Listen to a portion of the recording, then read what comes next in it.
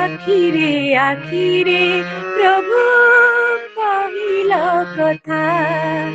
मरमे पशिला मोर मरमे पशिला मोर नासिला व्यथा आखिरे आखिरे प्रभु कहिल कथा आखिरे आखिरे प्रभु कहिल कथा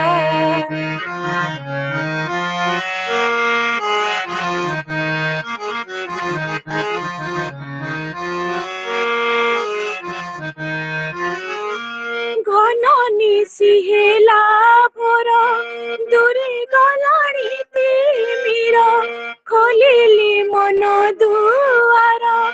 बढ़ाई देल पयर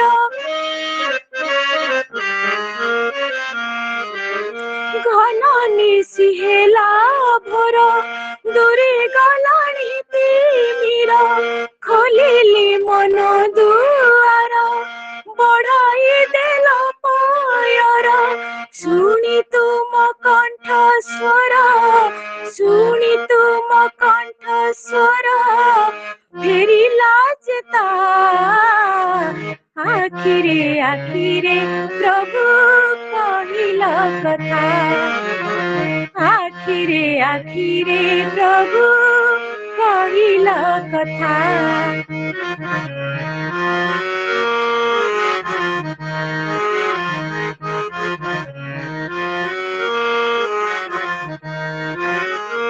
सहज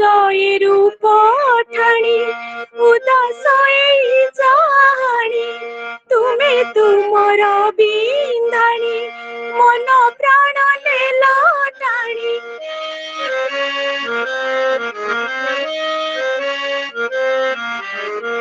सहज रूप ठाणी उदास जाणी तुमे तुमर बिंधाणी मन प्राण नेल टाणी तब कृपा बिना भवे तब कृपा बिना भवे नहीं अन्यथा आखिरे आखिरे प्रभु कहिल कथा आखिरे आखिरे प्रभु कहिल कथा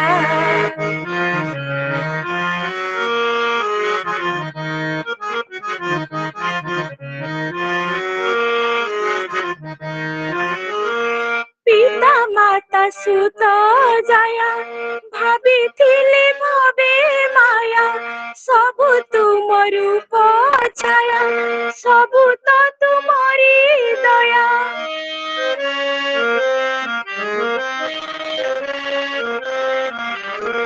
पिता माता सुत जाया भाविथिले भवे माया सबु तुम रूप छाया सबु तो तुमरी दया चिंतामणि नेल मोर चिंतामणि नेल मोर संसार चिंता आखिरे आखिरे प्रभु कहिल कथा आखिरे आखिरे प्रभु कहिल कथा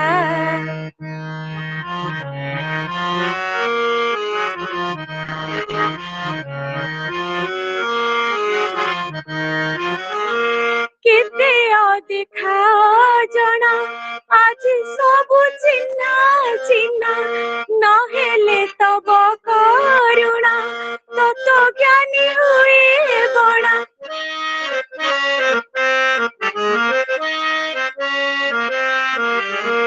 केते देखा जना आज सब चिन्ना चिन्ना नहेले तब करुणा तत्व ज्ञानी हुए बड़ा गुरु पद बिना अछि गुरु पद बिना अछि आउ की पंथा आखिरे आखिरे प्रभु कहिल कथा आखिरे आखिरे प्रभु କହିଲା କଥା ମରମେ ପଶିଲା ମୋର ମରମେ ପଶିଲା ମୋର ନାସିଲା ବ୍ୟଥା ଆଖିରେ ପ୍ରଭୁ କହିଲା କଥା ଆଖିରେ ପ୍ରଭୁ କହିଲା କଥା ଆଖିରେ ପ୍ରଭୁ କହିଲା କଥା। ଜୟ ଗୁରୁ ଦାଦା। ଜୟ ଗୁରୁ। খুব সুন্দর সুমধুর কণ্ঠে আমার নিষ্ঠ শিল্পী আমার শ্রদ্ধেয় সুষমা শ্রীমতী যশোদা সাহু খুব সুন্দর ভাবে স্বর্গত বিজয় নকুলান্তর বিরচিত এই ভজন পরিবেশন করলে আমার সম্মানীয় দয়ানিধি ভাই ଠାକୁରଙ୍କର ପବିତ୍ର ପଞ୍ଜାବରେ କର୍ମୀ ସହିତ ଦୟାନିଧି ସାହୁଙ୍କର ହାରମୋନିୟମ ସହାୟତାରେ ଆଉ ସୁଷମା ଦୟାନିଧି ଭାଇ ତାଙ୍କ ପରିବାର ସମସ୍ତଙ୍କର ସର୍ବଦ ମଙ୍ଗଳ ପାଇଁ ଠାକୁରଙ୍କ ଶ୍ରୀ ଚରଣ ପ୍ରାର୍ଥନା। ଜୟ ଗୁରୁ। ଆଜ୍ଞା ଜୟ ଗୁରୁ। ଜୟ ଗୁରୁ। ବର୍ତ୍ତମାନ ପରବର୍ତ୍ତୀ ଭଜନ ପରିବେଷଣ କରିବେ ଆମର ଅନ୍ୟତମ ବିଷ୍ଟ କଣ୍ଠଶିଳ୍ପୀ ଆମ ଶ୍ରଦ୍ଧା ପ୍ରିୟଙ୍କା ମା ଶ୍ରୀମତୀ ପ୍ରିୟଙ୍କା ବେହେରା ପରବର୍ତ୍ତୀ ଭଜନ ପରିବେଷଣ କରିବେ। ଦାଦା ଜୟ ଗୁରୁ। ଜୟ ଗୁରୁ। हे सुंदर अपूर्व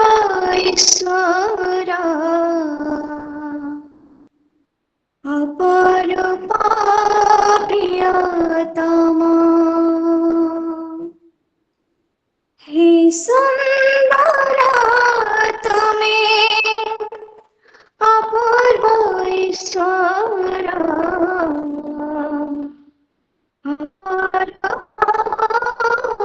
प्रियतम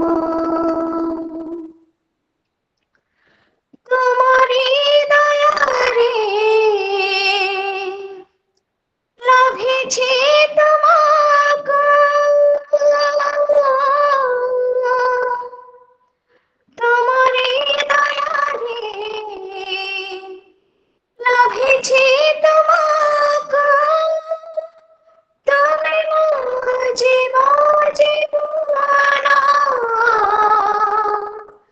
তুমি মো জীবন তুমি মো জীবন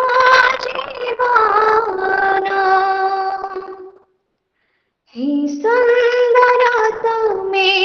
অপূর্ব ঈশ্বর অপরূপ প্রিয়তম হে সুন্দর তুমি অপূর্ব ঈশ্বর অপরূপ প্রিয়তম তোমারি দয়ারে লাভিছে তোমাকে তোমারি দয়ারে লাভিছে তোমাকে তুমি মো জীবন তুমি মো জীবন হে সুন্দর তুমি অপূর্ব ঈশ্বর অপরূপ প্রিয়তম হে সুন্দর তুমি অপূর্ব ঈশ্বর অপরূপ প্রিয়তম অপরূপ প্রিয়তম তোমা পরে দয়াময় কেহি নাহি সংসারে প্রেমর ডোরিরে বাঁধি দেলা তোমাকে মনে সেদিন ঝরে তোমা পরে দয়াময় কেহি নাহি সংসারে প্রেমর ডোরিরে বাঁধি দেলা তোমাকে মনে সেদিন ঝরে তোমাকে মনে সেদিন ঝরে আমরা তারা মন্ত্র গাউথিলি সদা তুমঠারে দে মন আমরা তারা মন্ত্র গাউথিলি সদা তুমঠারে দে মন তোমারি দারে লাগিছে তোমাকে তোমারি तुम्हारी दया रे लाभिछे तुमको तुम्हें मुझे जीवाना तुम्हें मुझे जीवाना हे सुंदर तुम्हें अपूर्व ईश्वर अपरूपा प्रियतमा अपरूपा प्रियतमा कहीं के तेरे नाए बंधना জড়িয়েছে তোমার সাথে প্রাণ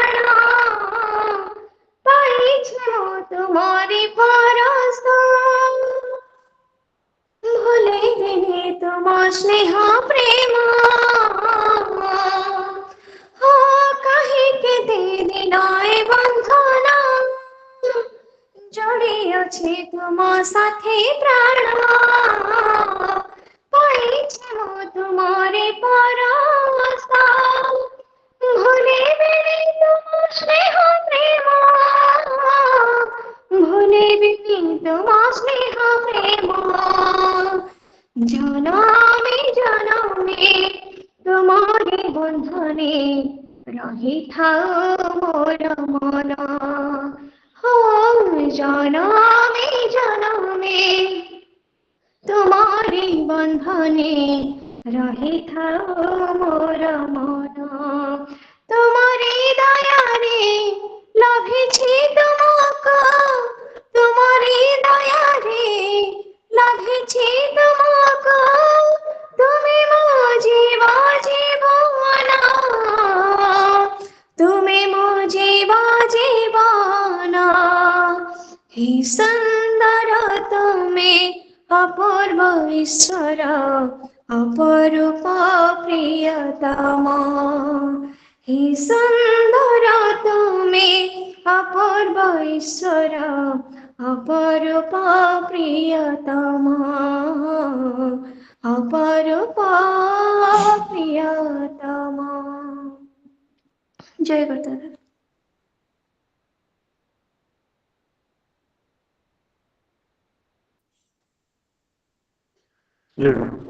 খুব সুন্দর সমুদ্র সলিত কণ্ঠে আমার ইষ্ট কণ্ঠশিল্পী আমার সাথে প্রিয়ঙ্কা মা শ্রীমতী প্রিয়ঙ্কা বেহরা খুব সুন্দর ভাবে ভজন ପରିବେଷଣ କଲେ ତାଙ୍କର ତାଙ୍କ ପରିବାର ସମସ୍ତଙ୍କ ସର୍ବଦା ମଙ୍ଗଳ ପାଇଁ ଠାକୁରଙ୍କ ଶ୍ରୀଚରଣ ପ୍ରାର୍ଥନା ଜୟ ଜୟ ଗୁରୁଦେବ। ବର୍ତ୍ତମାନ ପରବର୍ତ୍ତୀ ଭଜନ ପରିବେଷଣ କରିବେ ଆମର ଅନ୍ୟତମ ଇଷ୍ଟ କଣ୍ଠଶିଳ୍ପୀ ଆମର ସାଥେ ରଶ୍ମିତା ମା ଶ୍ରୀମତୀ ରଶ୍ମିତା ଭଞ୍ଜ ପରବର୍ତ୍ତୀ ଭଜନ ପରିବେଷଣ। ଜୟ ଗୁରୁ ଦାଦା। ଜୟ ଗୁରୁ ଜୟ निराकार प्रभु तुम नहीं आकार तुमको पाए जे ता जीवन साकार तुम्हें पिता माता तुम्हें ता बंधु परम दयाल करुणा सिंधु तुम्हें पिता माता तुम्हें ता बंधु परम दयाल करुणा सिंधु भावरे बंधा मो प्रिय ठाकुर भाव को निकट अभावे दूर भावरे बंधा मो प्रिय ठाकुर भाव को निकट अभावे दूर वचन तुम्हारा केड़े मधुर मन किणी नेला कोटि उदर वचन तुम्हारा केड़े मधुर मन किणी नेला कोटि उदर रूप अपरूप रूप तुम्हारा दयाल ठाकुर मो केड़े सुंदर रूप अपरूप रूप तुम्हारा दयाल ठाकुर मो केड़े सुंदर पुरुषोत्तम कल लीला झुमरी परसे तुम्हारा धन हेला धरणी पुरुषोत्तम कल लीला तुमरी परसे तुमर धन हेला धरणी सर्वगुणमय गुण तुम्हारा शरण दियाग मिनती मोरा राधा राधा नाम जगत सार भजुथिबि प्रभु मु निरंतर राधा राधा नाम जगत सार भजुथिबि प्रभु मु निरंतर वचन तुम्हारा केड़े मधुर मन किणी नेला कोटि सुदर वचन तुम्हारा केड़े मधुर मन किणी नेला कोटि सुदर रूप अपरूप रूप तुम्हारा दयाल ठाकुर मो केड़े सुंदर रूप अपरूप रूप तुम्हारा दयाल ठाकुर मो केड़े सुंदर आशार सागरे तुमे शीतल धारा अमा अंधकारे तुमे आलोक परा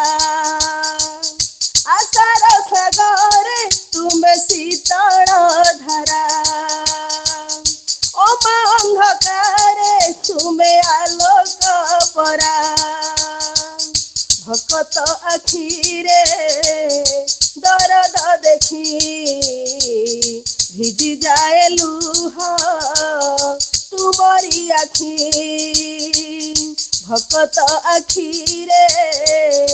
दरद देखी भिजी जाए लुह तुमरी आखी तुमे दयामय दया अपार तुमे थिले मोर नाही तो डर तुमे दयामय दया अपार तुमे थिले मोर नाही तो डर वचन तुम्हारा केड़े मधुर मन किणी नेला कोटि सुदर वचन तुम्हारा केड़े मधुर मन किणी नेला कोटि सुदर रूप अपरूप रूप तुम्हारा दयाल ठाकुर मो केड़े सुंदर रूप अपरूप रूप तुम्हारा दयाल ठाकुर मो केड़े सुंदर रूप अपरूप रूप तुम्हारा दयाल ठाकुर मो केड़े सुंदर। जय गुरुदेव।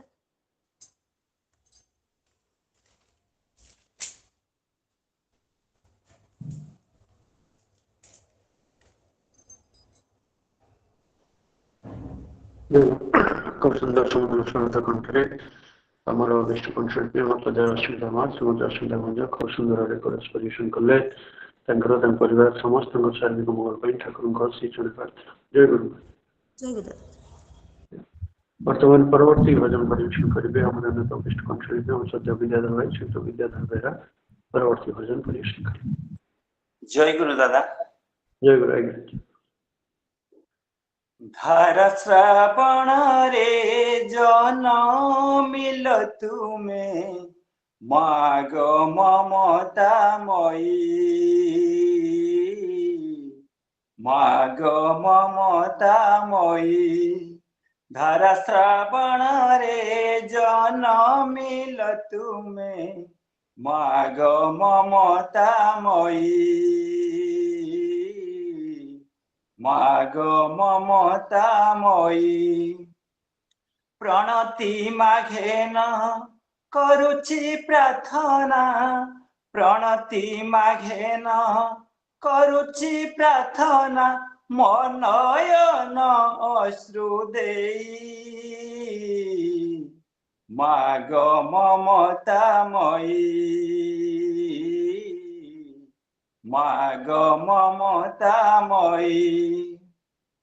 धर श्रावण रे जनमिल तुमे माग ममतामयी माग ममतामयी जीवन रे मोर आसे जेबे झड़ साहुओ मा तुमे दुर्गति नाशिनी शक्ति स्वरूपिणी शुभंकरी धरा धामे जीवन रे मोर आसे जेबे झड़ साहुओ मा तुमे दुर्गति नाशिनी शक्ति स्वरूपिणी शुभंकरी धरा धामे मुतुम संतान घेन मा वंदना मुतुम संतान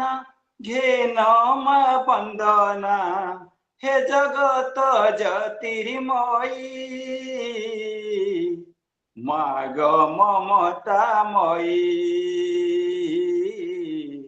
माग ममतामयी धारा श्रावण रे जनमिल तुमे धारा श्रावण रे जनमिल तुमे माग ममतामयी माग ममतामयी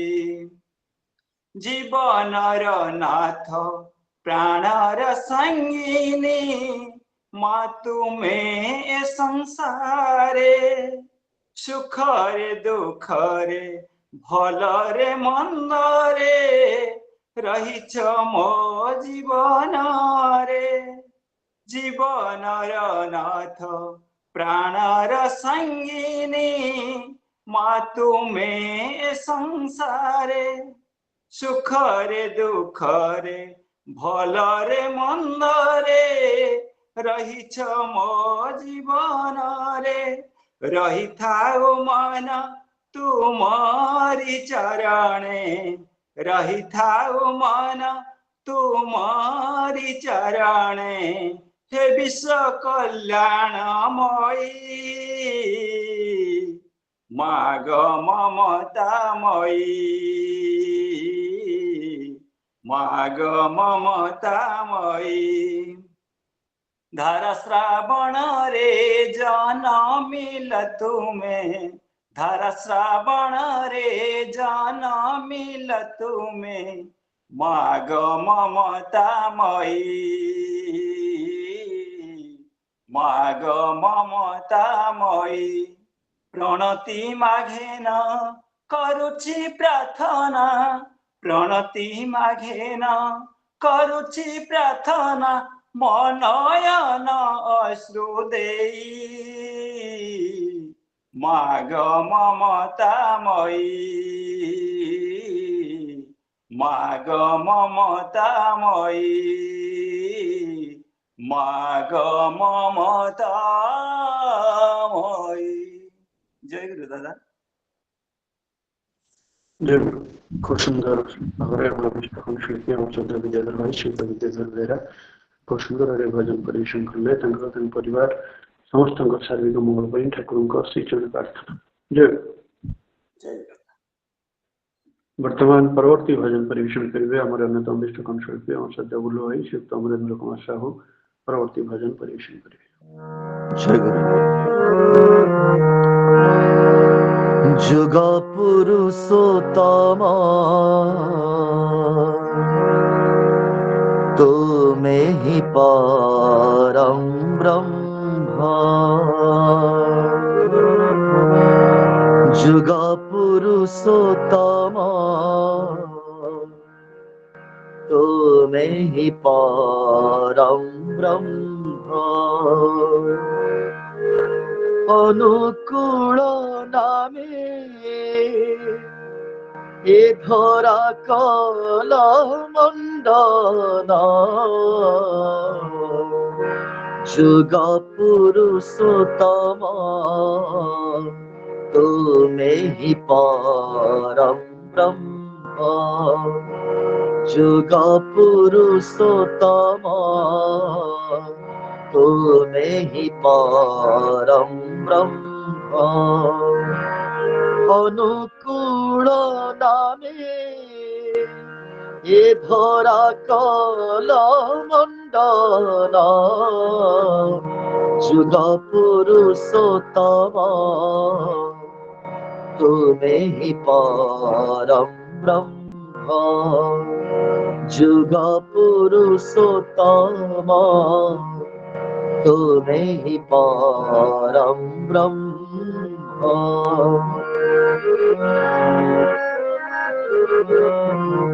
মনমোহিনী কোলে সাধু সন্থଙ୍କ মেলে অসীমରୁ সসীম হেল হে ধরা তଳେ মনমোহিনী কোলে সাধু সন্থଙ୍କ মেলে অসীমରୁ সসীম হেল হে ধরা তଳେ তুমি রাম তুমি শ্যাম হে অনুপম সুষমা মণ্ডিত রূপ ভুলুনি মন তুমি এতে সুন্দর নাহি উপমা তার তুমি এতে সুন্দর নাহি উপমা তার অনুকূল নামে এ ধরা কল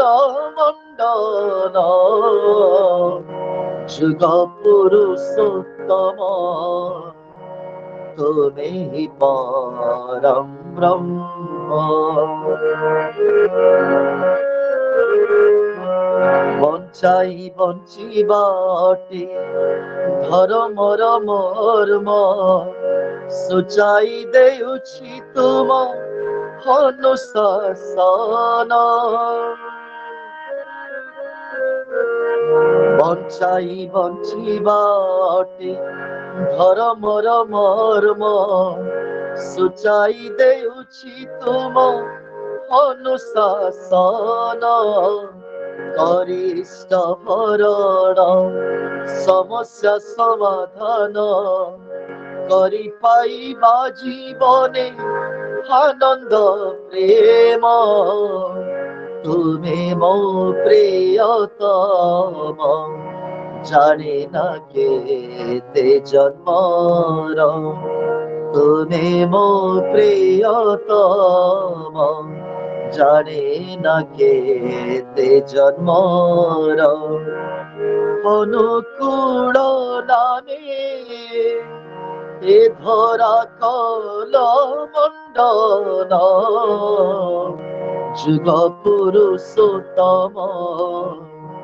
তুমি পরম ব্রহ্ম অনুকূল নামে এ ধরা কল মণ্ডল যুগ পুরুষোত্তম তুমি পরম ব্রহ্ম তুমি পরম ব্রহ্ম তুমি পরম ব্রহ্ম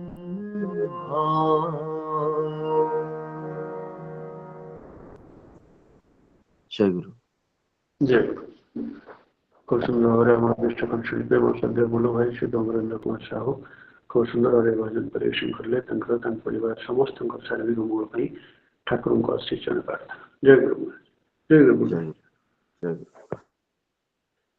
ବର୍ତ୍ତମାନ କୀର୍ତ୍ତନ ପରିବେଷଣ କରିବା ଶ୍ରଦ୍ଧାର ଭାଇ ଠାକୁରଙ୍କର ପବିତ୍ର ପାଞ୍ଜାହାରୀ କର୍ମୀ ଶ୍ରୀ ରବୀନ୍ଦ୍ରନାଥ ବିଷୟ ଏବଂ ତାଙ୍କର ପରିବାର କୀର୍ତ୍ତନ ପରିବେଷଣ କରିବେ। ଦାଦା ଜୟ ଗୁରୁ। ଜୟ ଗୁରୁ ଜୟ ଗୁରୁ। ସତ୍ସଙ୍ଗ ପରିଚାଳକ ମହୋଦୟ ରୀତି ଦେବତା ଦେବେନ୍ଦ୍ରନାଥ ଦଳିତ ସର୍ବପ୍ରଥମ ମୋର ଜୟ ଗୁରୁ ପ୍ରଣାମ। ସତ୍ସଙ୍ଗରେ ଉପସ୍ଥିତ ମୋର ରୀତିକି ଦେବତା ମଣ୍ଡଳୀ, ଅଧୁର୍ଜୁ ଯାଜକ କର୍ମୀ ଦେବତା ମଣ୍ଡଳୀ, ପ୍ରାଣର ଗୁରୁ ଭାଇ ଓ ମାତୃମଣ୍ଡଳୀ, କୁନା କୁନି ପିଲାମାନେ, ଗୁଣୀ ଜ୍ଞାନୀ ମାନି ସର୍ଜନ ବୃନ୍ଦ ସମସ୍ତଙ୍କୁ ମୋର ରାହ ଜୟ ଗୁରୁ ଯଥା ସ୍ଥାନରେ ଯଥାଯୋଗ୍ୟ ପ୍ରଣାମ ଗ୍ରହଣ କରିବେ। ଆଜି କୀର୍ତ୍ତନରେ ପପୁ ଝିଅ ମୋର ସହଯୋଗ ଅଛି। ଜୟ ଗୁରୁ।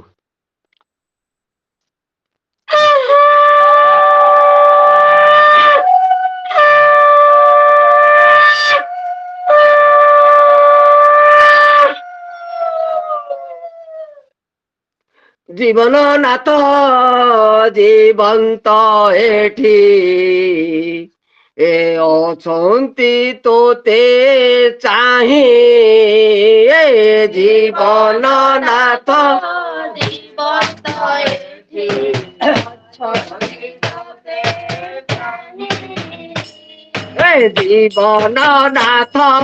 জীবন্ত এଠି অଛନ୍ତି তোতে চাহি এ জীবন নাথ জীবন্ত এଠି অଛନ୍ତି তোতে চাহি এ ভাবিলে তরে তহরে তুরে ভাবিলে ভাবিলে তরে কহরে তুরে ভাবিলে পারিব কিয়ে রহি এ ভাবিলে তরে কহরে দূরে পারিব কিয়ে রহি জীবন নাথ জীবন্ত এଠି অଛନ୍ତି তোতে চাহি এ জীবন নাথ জীবন্ত এଠି অଛନ୍ତି তোতে চাহি এ জীবন নাথ জীবন্ত এଠି অଛନ୍ତି তোতে চাহি এ জীবন নাথ জীবন্ত এଠି অଛନ୍ତି তোতে চাহি এ ভাবিলে তরে কহরে তুরে ভাবিলে তরে কহরে দূরে ভাবিলে তরে কহরে তুরে ভাবিলে তরে কহরে দূরে পারিব কিয়ে রহি এ ভাবিলে তরে কহরে দূরে পারিব কিয়ে রহি জীবন নাথ জীবন্ত এଠି অଛନ୍ତି তোতে চাহি জীবন নাথ জীবন্ত এଠି অଛନ୍ତି তোতে চাহি নাচিব নয়নে অধরে হস ভুবন ভুলাসে মধুর রূপ নাচিব নয়নে অধরে হস ভুবন ভুলাসে মধুর রূপ নাচিব নয়নে অধরে হস ভুবন ভুলাসে মধুর রূপ নাচিব নয়নে অধরে হস ভুবন ভুলাসে মধুর রূপ শুভিব কানে আরে আয়ে শুভিব কানে আরে আয়ে শুভিব কানে আরে আয়ে শুভিব কানে আরে আয়ে অমৃত আয়ে শুভিব কানে আরে আয়ে জীবন নাথ জীবন্ত এଠି অଛନ୍ତି তোতে চাহি জীবন নাথ জীবন্ত এଠି অଛନ୍ତି তোতে চাহি করুণা ভরা নয়ন নীরে সাগর হই শ্রাবণ ধরে করুণা ভরা নয়ন নীরে সাগর হই শ্রাবণ ধরে করুণা ভরা নয়ন নীরে সাগর হই শ্রাবণ ধরে করুণা ভরা নয়ন নীরে সাগর হই শ্রাবণ ধরে হৃদয়ে বন্ধা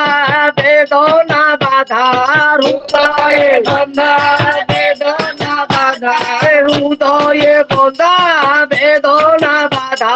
হৃদয়ে বন্ধা বেদনা বাধা কালু সজীব ধোই হৃদয়ে বন্ধা বেদনা বাধা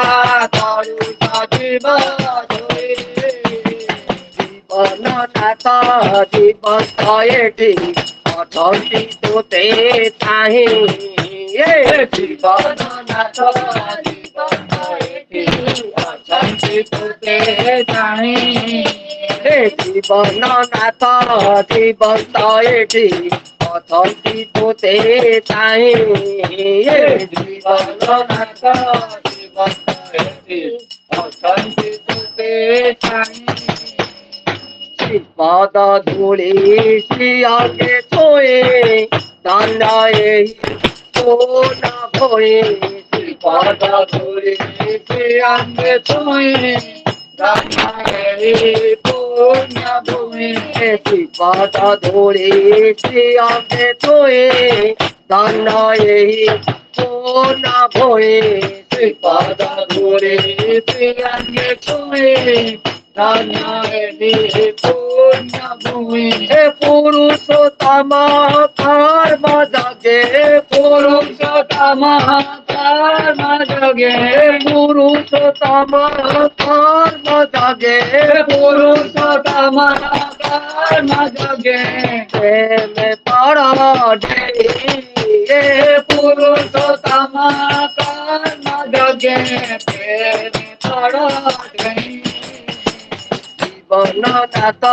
জীবন্ত এটি অথর্তি তোতে চাহি জীবননাথ জীবন্ত এটি অথর্তি তোতে চাহি পুরুষোত্তম কর্ম জগে পুরুষোত্তম কর্ম জগে পুরুষোত্তম কর্ম জগে পুরুষোত্তম কর্ম জগে প্রেম পড় পুরুষোত্তম কর্ম জগে প্রেম পড় জীবননাথ জীবন্ত এটি অথর্তি তোতে চাহি জীবননাথ জীবন্ত এটি অথর্তি তোতে চাহি ভাবিলে তরে কহরে তুরে ভাবিলে তরে কহরে দূরে ভাবিলে তরে কহরে তুরে ভাবিলে তরে কহরে দূরে পারিব কিয়ে রহি ভাবিলে তরে কহরে দূরে পারিব কিয়ে রহি জীবননাথ জীবন্ত এটি অথর্তি তোতে চাহি জীবননাথ জীবন্ত এটি অথর্তি তোতে চাহি জয় গুরু জয় গুরু জয় গুরু দাদা ଜୟ ଗୁରୁ ଖୁବ ସୁନ୍ଦର ଭାବରେ ଆମର ଶ୍ରଦ୍ଧା ରଘୁଭାଇ ଠାକୁରଙ୍କର ପବିତ୍ର ପାଣ୍ଡାତିରିକର ନିଶ୍ଚିତ ରଘୁନାଥ ବିଷୟ ଏବଂ ତାଙ୍କର ପରିବାର ପିଲାମାନେ ଖୁବ ସୁନ୍ଦର ଭାବରେ କୀର୍ତ୍ତନ ପରିବେଷଣ କଲେ। ରଘୁଭାଇ ଆଉ ତାଙ୍କ ପରିବାର ସମସ୍ତଙ୍କ ସର୍ବତ ମଙ୍ଗଳ ପାଇଁ ଠାକୁରଙ୍କ ଅଶୀ ଚରଣ ପ୍ରାର୍ଥନା। ଜୟ ଗୁରୁ ଜୟ ଗୁରୁ ଜୟ ଗୁରୁ ଜୟ ଗୁରୁ। ପ୍ରତିଦିନ ପ୍ରାତଃ ସମୟରୁ ଚାନ୍ଦୋଳ ସତ୍ସଙ୍ଗ ବିହାର ଅନୁକୂଳରେ ଏହି ସତ୍ସଙ୍ଗ ଆଜିର ସତ୍ସଙ୍ଗ ପ୍ରତିଦିନ ଭଳି ନିବେଦନ କରୁଛନ୍ତି ମୋର ବଡ଼ ଭାଇ ଡକ୍ଟର ସୁରେଶ ଚନ୍ଦ୍ର ଦୋଳାଏସ। ତାଙ୍କର ଆମ ପରିବାର ସମସ୍ତଙ୍କର ସର୍ବତ ମଙ୍ଗଳ ପାଇଁ ଠାକୁରଙ୍କ ଅଶୀ ଚରଣ ପ୍ରାର୍ଥନା। ତତ୍ସହିତ ପ୍ରତିଦିନ ଭଳି ସତ୍ସଙ୍ଗ ନିବେଦନ କରୁଛନ୍ତି ଆମର ସହିତ ମିକି ବାବୁ ଶ୍ରୀ ଅଭିରୂପ ସାହୁ। ତାଙ୍କର ତାଙ୍କ ପରିବାର ସମସ୍ତଙ୍କର ସାର୍ବିକ ମଙ୍ଗଳ ପାଇଁ ଠାକୁରଙ୍କ ଅଶୀ ଚରଣ ପ୍ରାର୍ଥନା।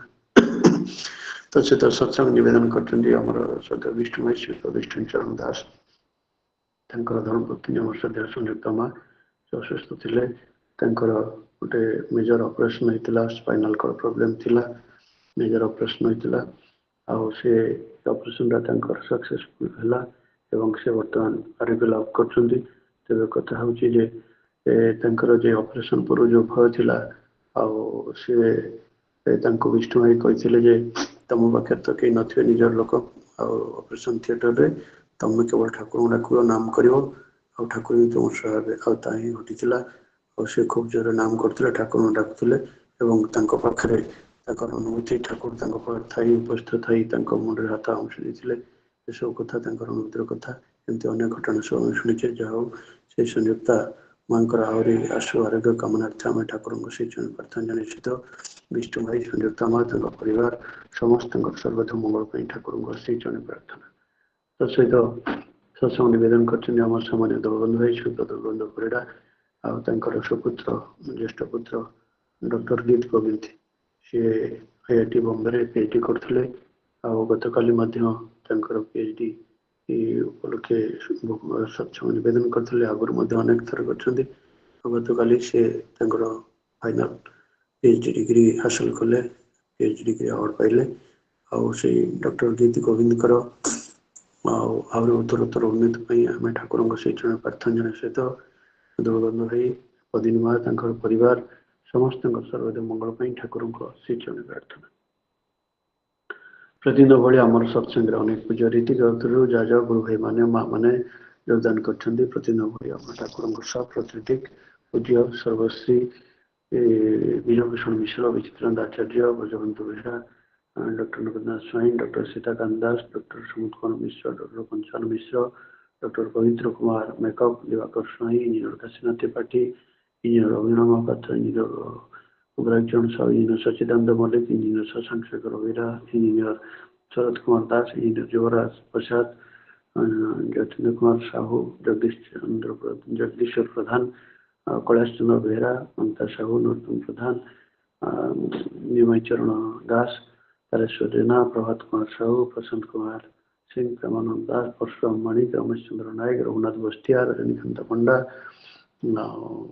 नरेंद्र मोहन नायक संतोष कुमार षडंगी सुभाष चंद्र दास ताराकांत बेहरा प्रोफेसर उग्रसेन लेंका प्रोफेसर रुद्रनारायण त्रिपाठी एभଳି ଅନେକ ପୂଜ୍ୟ ରୀତିମାନେ ଯୋଗ ଦେଇଛନ୍ତି ପରବର୍ତ୍ତୀ ଅବସ୍ଥାରେ ଆଉ ଯଦି କିଏ ଯୋଗ ଦେଇଥିବେ ହୁଏତ ମୁଁ ଦେଖିନଥାଇପାରେ ଆଉ ଆମ ପାଖରେ ଠାକୁର କଥା ଯେତେବେଳେ ଧରିବେ ଅନେକ ଥର ଆମେ ଠାକୁର କଥା ଶୁଣି ଆସିଛନ୍ତି ଆଉ ଅନେକ ଜଣେ ବିଜ୍ଞପ୍ରାଜ୍ଞ ବ୍ୟକ୍ତିତ୍ୱ ଜଣେ ସୁଭକ୍ତା ପ୍ରତିଦିନ ଆମ ସହିତ ଏହି ସତ୍ସଙ୍ଗ ସେ ସାମିଲ ଥାନ୍ତି ଆଉ ଆମର ଏ ଅଞ୍ଚଳର ଲୋକ ବହୁ ବର୍ଷ ଧରି ସେ ରାଉରକେଲା ଷ୍ଟିଲ୍ ପ୍ଲାଣ୍ଟରେ ଷ୍ଟିଲ୍ ଇଣ୍ଡିଆରେ ନିଜର ବୃତ୍ତିଗତ ଜୀବନ ରାଉରକେଲାରେ ସେ ଇଷ୍ଟ କାର୍ଯ୍ୟରେ ବ୍ୟାପୃତ ରଖିଥିଲେ ଏବେ ଭୁବନେଶ୍ୱର ଅବସ୍ଥାନ କରୁଛନ୍ତି ଏବଂ ନିଜକୁ ଇଷ୍ଟ କାର୍ଯ୍ୟରେ ବ୍ୟାପୃତ ରଖିଛନ୍ତି ସେ ହେଲା ଆମର ସମ୍ମାନୀୟ ଅଜୟ ଭାଇ ଠାକୁରଙ୍କର ପବିତ୍ର ବାଣୀ କରିବୁ ଅଜୟ ଭାଇ ତାଙ୍କୁ ଅନୁରୋଧ କରିବା ଆଲୋଚନା ଆରମ୍ଭ କରିବା ଆଜ୍ଞା ଜୟ ଗୁରୁ ଜୟ ଗୁରୁ वंदे लोकतिलकं सतत वार्ता विभूषणं अमरकृत सारणं प्रबुद्धं लोकजीवनं प्रणप्रमत जागदीपनं वंदे जीवन जीवनं सत्पुरुषं परम प्रेम श्री श्री ठाकुर को रात्रि चरण रे कोटि कोटि प्रणाम परम राध्या जगत जनन श्री श्री बड़मा श्री चरण रे कोटि कोटि प्रणाम परम पूज्यपाद श्री श्री बड़दा श्री चरण रे कोटि कोटि प्रणाम परम पूज्यपाद श्री श्री आचार्य देव श्री चरण रे कोटि कोटि प्रणाम तथा गुरु परिवार समस्त चरण रे मोर प्रणाम आओ आज प्रातः सत्संग प्रातः ऑनलाइन सत्संग रे सम्माननीय पुरोधा महोदय सम्माननीय ऋतिक अधर्जु जाजक मंडली इष्ट प्राण गुरु भाई स्नेहमय मातृमंडली छोट छोट पिला तथा सुधी सज्जन वृंद को मोर आंतरिक राव जय गुरु जनाऊँ जाओ सुंदर भाव शीत प्रबल शीत पड़ी से शीत भितर आम मैंने सबू नित्य कर्म सारी श्री ठाकुर पाखे जोग देइछन्ति एवं सकाळु से गुरु वंदना सद्ग्रंथ पाठ तापरे भजन कीर्तन ये सब सुंदर भाव माने जो माने भोग देइछन्ति ने श्री ठाकुर श्री चरण रे तांको पई हमर श्रद्धेय देव भाई तांको पई मंगल कामना करछन्ति मु पुनी थरे से परम पिता रात्रि चरण प्रार्थना करे जो माने भोगदाता जो माने सत्संग रे जोग देइछन्ति सुनुछन्ति समस्तंकर सार्विक मंगल हो इष्टिपुत जीवन आउरी आगे आगे चालू से माने ठाकुर को धरी सुंदर भाव रे गोटे सुंदर मनुष्य हे उठंतु ये श्री ठाकुर पाखरे मोर प्रार्थना आ माने समस्ते ये सत्संग कथा सबु बेले सुनी चलीछन जेते सुनिले मध्य आम मानक मध्य सेही क्षुधाटा ठाए जे आमे माने सुनिबा आ किए कोन कहूची कोड कहूची से कथाटा बारंबार आउ जनक मुहरे सुनिले सेटा गोटे अलगा लागे एवं खुशी लागे मध्य कहिबार शैली विभिन्न प्रकार लोक विभिन्न प्रकार कही थांती ता भितर दे खूब आनंद लागे आम मन भितर से कथा मन पुणी तेजी उठे आमे जो कथाटा शुणिथिबा हुत स्मरण रे बेले बेले न थाए आमे ताकू शुणी ताकू माने मन भितर पुणी थरे जागरण हुए आ शुणिबा भितर दे आम भितर से जागरणटा सृष्टि हुए ମୁଁ ମୋ କଥା କହୁଛି ମୁଁ ଏଇ ସାପ କଥା ଆସି ଠାକୁର କହୁଛନ୍ତି ଏଇ କୌଣସି ଜୀବକୁ ସେ ମାରନ୍ତିନି ମଶା ମାଛି ପୋକ ଜୋକ କାହାକୁ ହେଲେ ସମସ୍ତଙ୍କ ପ୍ରତି ସେ ଦୟା ଥାଏ। ପରେ ସେ ଯୋଉ ସାପ ଗୋଟେ ପଳେଇ ଆସି ସେ ସାପ ଆସି ଠାକୁରଙ୍କର ଖଟ ତଳେ ରହିଛି ଏବଂ ସେ ସାପଟାକୁ ମାରିବା ପାଇଁ ଏମାନେ ସବୁ ବାଡି ଫାଡି ଧରି ଟର୍ଚ ଫର୍ଚ ଧରି ଆସିଛନ୍ତି। ଠାକୁରଙ୍କ ଭାବୁଛନ୍ତି ଠାକୁର ଶୋଇ ଯାଇଛନ୍ତି ଠାକୁର ଉଠିକିରି ସେମାନେ ଆସିଲା ଠାକୁର ଉଠି ବସିଛନ୍ତି। କହିଲେ କଣ କରିବ ନା ଠାକୁର ଆପଣ ଖଟ ତଳେ ଗୋଟେ ସାପ ଅଛି ବିଷଧର ସାପ। ଠିକ ଅଛି ତାକୁ ଭଲ କରି ଧର ତାକୁ ଧରିକିରି ଗୋଟେ ମାନେ ହାଣ୍ଡିରେ ତାକୁ ଗୋଟେ ମାନେ ମାଠିଆରେ ପୁରେଇଲେ। ପୁରେଇଲା ପରେ ତାକୁ କହିଲେ ତାର ଖାଇବ କଣ ତାକୁ ଖାଇବା ପାଇଁ ତାକୁ କଦଳୀ ଫଦଳୀ କ୍ଷୀର ଏସବୁ ଦିଆଗଲା। ସେ ଖାଇଲା ତାପରେ ତାକୁ କହିଲେ ସକାଳେ ତାକୁ ନେଇକି ଡିଗିରିଆ ପାହାଡରେ ତାକୁ ଛାଡିକିରି ଆସିବ। ତ ଏଇ କଥାଟା ଶୁଣିଲା ପରେ ଜାଣିଲା ପରେ ମୁଁ ଆଉ ସାପକୁ ବାଡେଇ ମାରିବା ପାଇଁ କେବେ ଚେଷ୍ଟା କରେନି। ମୁଁ ବହୁତ ଥର ଦେଖିଛି ଆମ ଘର ଯେତେବେଳେ ନୂଆ ଘର ଆମେ ଗାଁରୁ ଉଠି ଯାଇଥିଲୁ ବିଲ ପାଖକୁ ସେଠି ଚାରିପଟେ ଘର ନଥିଲା ସେଠି ସବୁ ବିଭିନ୍ନ ପ୍ରକାର ସାପ ବି ଆସନ୍ତି। ମୁଁ ଥରେ ଯାଇଛି ଏଠି ରାଉରକେଲାରୁ ଫେରିଛି ଗାଁକୁ ଯାଇଛି ସେଇଠି ଗୋଟେ ଦେଖୁଛି ସାପ ଗୋଟେ ଗୋଖର ସାପଟା ସେ ତାର ସେଇଠି ଅଛି ସେ କେମିତି ବାପା ତାଙ୍କର କାମ କଲାବେଳେ ସେ ଗୋଟେ ବରଡା ଉଠେଇଲାକୁ ସେ ସାପଟା ଦେଖିଲେ। ମତେ କହିଲେ ତୁ ଏଠି ଦେଖୁଥା ମୁଁ ଯାଇକିରି ଇଏ ମାନେ ବାଡି ନେଇକିରି ଆସୁଛି ତାକୁ ବାଡେଇବା। ମୁଁ ସେ ବାପା ଆସିଲା ବେଳକୁ ମୁଁ ତାକୁ ହୁଡେଇ ଆଡେଇକିରି ତାକୁ ପଠେଇଦେଲି ସେ ପଳେଇଲା। ବାପା କୁଆଡେ ମୁଁ ସେ କୁଆଡେ ପଳେଇଲା ପୁଣି ଭାସ ଭାସିକି ପଳେଇଲା ମୁଁ କଣ କରିବି। ତ ଇଏ ହଉଛି କଥା। ଆଉ ଥରେ ଶ୍ୱଶୁର ଘରେ ବି ସେମିତି ଅଛି ସେଠି ଦେଖିଲି ଗୋଟେ ସାପ ସେମିତି ଆସିଛି। ମୁଁ ତାକୁ ହୁସ୍ ହୁସ୍ କରିକି ସକାଳୁ ପ୍ରେୟାର ପରେ ଦେଖୁଛି ବାହାରିଲାକୁ ଘରୁ ସେ ତାର ସେଇଠି ରହିଛି। ତାକୁ ବାଡି ଗୋଟେ ଯୋଗାଡ କରି ଠେଲି ଠାଲି ତାକୁ ସେ ପାଣି ଭିତରକୁ ଛାଡିଦେଲି। ସେ ସବୁ କଣ ହେଲା ନାଇଁ ସାପ ନା ବାଡି ଦଉନା ମୁଁ ନା ବାଡେଇବ କାହିଁ ଠାକୁର ଜୀବଟା ଅଛି ସେ ତାର ଏବେ ଆମର କଣ ତାର କ୍ଷତି କରୁଛି। ଏଇ ଯୋଉ କଥାଟା ଆମମାନଙ୍କ ଭିତରେ ଆସେ ସେଇଟା ଆମେ ସେଇ ଜିନିଷ ଶୁଣିଲେ କରିବାକୁ ଇଚ୍ଛା ହୁଏ। ଆମେ ନ କରିପାରିଲେ ବି ଆମର ଗୋଟେ ଇଚ୍ଛା ଯୋଉ ଥାଏ ଯୋଉ ଠାକୁର କହୁଛନ୍ତି ଏଇ ଯୋଉ କରିବାଟା ଆମର ଇଚ୍ଛା ଆମର ଭୁଲଟା ଆମେ ଜାଣିପାରୁଛୁ। ବହୁତ ସମୟ ତ ବହୁତ ଲୋକ ଭୁଲ ଜାଣିପାରନ୍ତିନି ସେମାନେ ସେଇ ଭୁଲଟାକୁ କରି ଚାଲନ୍ତି ଏବଂ ଜାଣି ମଧ୍ୟ ତାକୁ କରିବା ପାଇଁ ଯେ ମାନେ ସଂଶୋଧନ ହବା ପାଇଁ ବେଳେ ଚେଷ୍ଟା କରନ୍ତି। କିନ୍ତୁ ଗୁରୁ ଭାଇ ମାନେ ଜାଣିକିରି ସେ ଭୁଲଟାକୁ ସଂଶୋଧନ କରିବା ପାଇଁ ଚେଷ୍ଟା କରନ୍ତି ଆଉ ବହୁତ ସମୟରେ ସେ ଭୁଲଟା ଯେମିତି ନହବ ସେଇ ଜିନିଷ ଦେଖନ୍ତି। ଆଉ ସିଏ ତ ଦୟାମୟ ସମସ୍ତଙ୍କ ପାଖରେ ସମସ୍ତଙ୍କୁ ପ୍ରତି ତାଙ୍କର ଦୟା ଅଛି। ଥରେ ଜତି ଆଶ୍ରମରେ ବସିଥିଲେ ଠାକୁର ସେ ଫେରିକିରି ବାହାରକୁ ଆସିଲାକୁ ଦେଖିଲେ ଗୋଟେ କୁକୁର ତାର ଚିତ୍କାର କରୁଛି ତାର ବେକରେ ଗୋଟେ ଘା ହେଇଯାଇଛି। ସେ ଘା ଟା ପାଇଁ ଏତେ ହେଇଯାଇଛି ଠାକୁର କହିଲେ ଠାକୁର ସେଠି ଛିଡା ହେଲେ ତାପରେ ସେ ଲୋକ ଗୋଟେ ସବୁ ସମସ୍ତେ ଆସିଲେ କଣ ହେଲା ନା ଏଇଟା ହେଇଛି ସବୁ ଠାକୁର କହିଲେ ତାକୁ ଦେଖ ଗୋଟେ କଣ ଡାକ୍ତର ଫାକ୍ତର ଆଣ ତାକୁ ଯୋଗାଡ କର ସେ କର। ତାପରେ ଡାକ୍ତର ପାଇଁ ଜଣେ ଲୋକ ଗଲା ସେ ଯାଇକିରି ଆସିଲାକୁ ସମସ୍ତେ କହୁଛନ୍ତି ଯେ ଠାକୁର ଆପଣ ଏଠି ଟିକେ ବସିଯାଆନ୍ତୁ ଏତେ ସମୟ ଛିଡା ବି କରି ନା ଠାକୁର ଛିଡା ହେଇଛନ୍ତି ସେଇଠି। ସେ ଲୋକ ଡାକ୍ତର ଧରି ଆସିଲା ତାକୁ ଟ୍ରିଟମେଣ୍ଟ କଲା ପରେ ଠାକୁର ଗଲେ ତାପରେ ଗାଧା ସ୍ନାନ ହେଲା ଭୋଗ ହେଲା। ତ ଇଏ ହଉଛି ଠାକୁରଙ୍କର ଦୟା ପ୍ରତି ଜୀବ ପ୍ରତି ତାଙ୍କର କେମିତି ରହିଛି ସବୁବେଳେ ଥାଏ। ଗୋଟେ ଇଏଟା ବିଲେଇଟା ଅଛି ବିଲେଇଟା ପାର ହଉ ସେ ରାସ୍ତା ପାର ହଉ ମରି ଯାଇଥିଲା। ଠାକୁର ତାକୁ କହୁଛନ୍ତି ରେ ହାଉଜର ମ୍ୟାନ ଯୋଉ ଥିଲେ ଆମର ହାଉଜର ମ୍ୟାନ କୁ କହୁଛନ୍ତି ତାକୁ ନେ ଭଲ କରି ସଂସ୍କାର କର ଯେମିତି ସଂସ୍କାର କରାଯାଏ ସେ ସଂସ୍କାର କରୁ। ଇଏ ତୋର ପୂର୍ବ ଜନ୍ମରେ ପିତା ଥିଲେ ଏବଂ ତାକୁ ଯେମିତି ସଂସ୍କାର କରାଯାଏ ସେଇଭଳି ସଂସ୍କାର କରେଇଛନ୍ତି। ତାର ଯେମିତି 10-11 ସବୁ କରାଯାଏ ତାକୁ ସେଇଭଳି କରି ସଂସ୍କାର କରି ସଂସ୍କୃତ କରିଛନ୍ତି। ତ ଇଏ ହେଲା ଠାକୁରଙ୍କର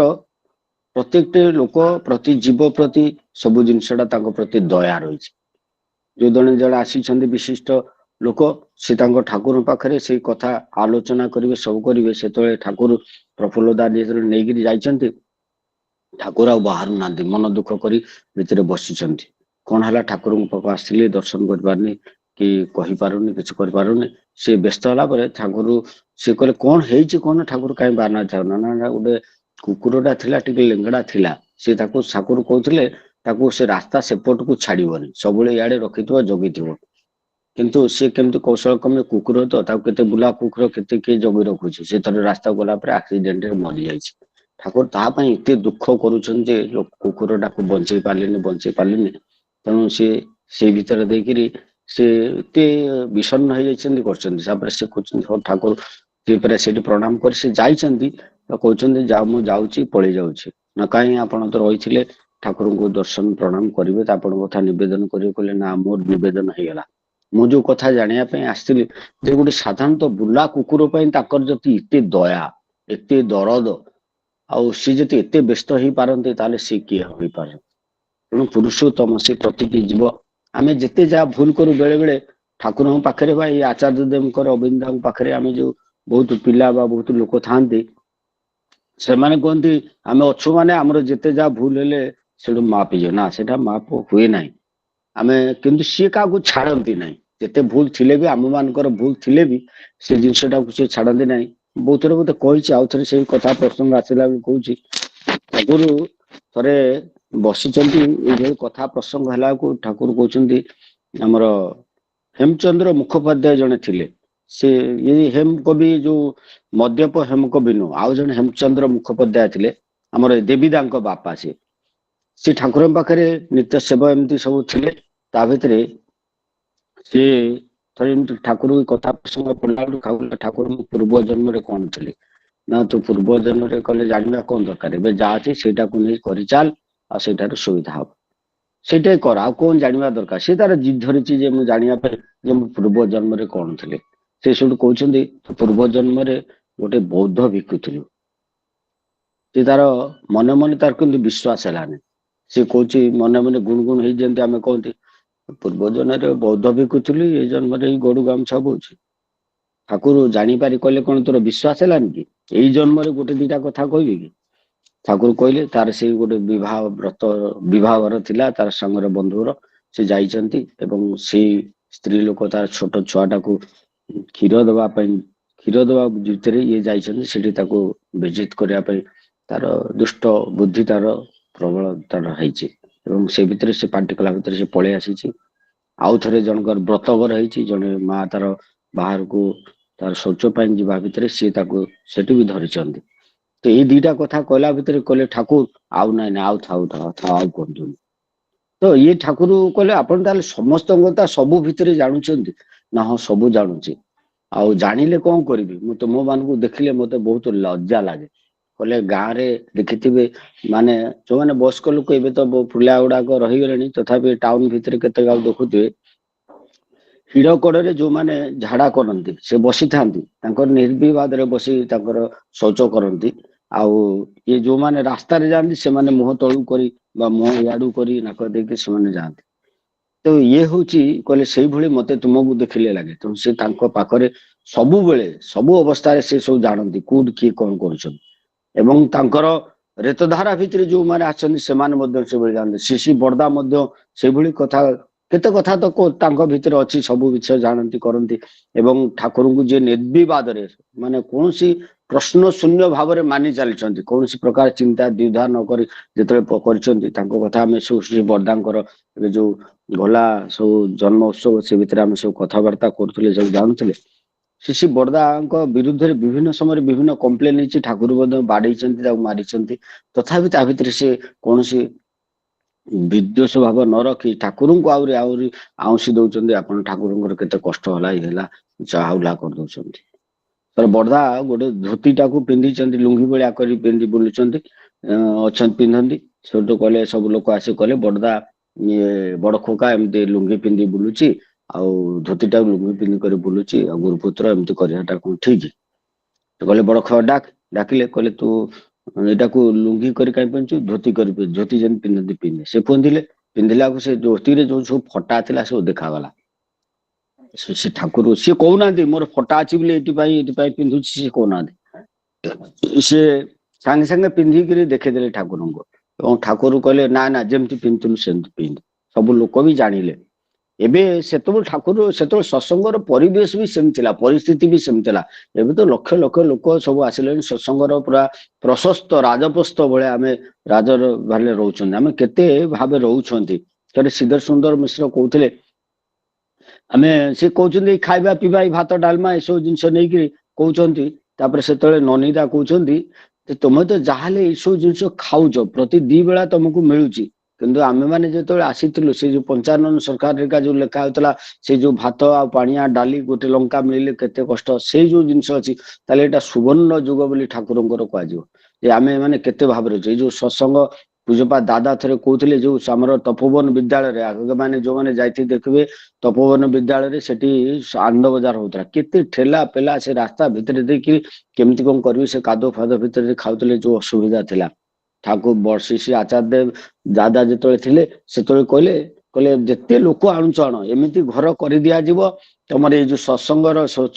ଯୋଉ ତପୋବନ ବିଦ୍ୟାଳୟରେ ଯେତେ ଆନନ୍ଦ ବଜାର ଲୋକ ଖାଉଛନ୍ତି ତାଠାରୁ ଆହୁରି ଅଧିକ ମାନେ 5 ଗୁଣ 10 ଗୁଣ ଲୋକ ବସି ଏକ ସମୟରେ ଖାଇପାରିବେ ଏବଂ ସେ ଆନନ୍ଦ ବଜାର ଘର ମଧ୍ୟ ହେଇଛି ଆମେ ମାନେ ଏବେ ଯାଇ ଦେଖୁଛନ୍ତି କେତେ ଭାବେ ହେଇଛି। ତେଣୁ ସବୁ ସମୟରେ ଆମେ ମାନେ ତାଙ୍କର ଦୟା କରୁଣା ରହିଛନ୍ତି। ଶ୍ରୀ ବରଦାଙ୍କ କଥା ସେ କଥା କହୁଥିଲି